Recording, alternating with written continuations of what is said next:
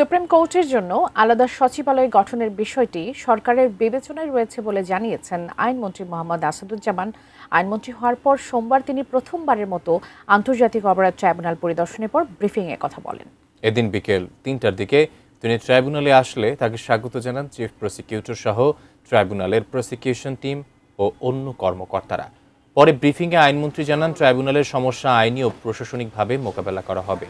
Supreme কোর্টের appeal বিভাগ ও হাইকোর্টের বিভিন্ন বেঞ্চে সাংবাদিকদের ঢুকতে প্রধান বিচারপতির নিষেধাজ্ঞার বিষয়ে আইনমন্ত্রী বলেন, তিনি আশা করেন প্রধান বিচারপতি তার মেধা ও প্রজ্ঞা দিয়ে সাংবাদিকদের কোর্টে প্রবেশের বিষয়টি বিবেচনা করবেন।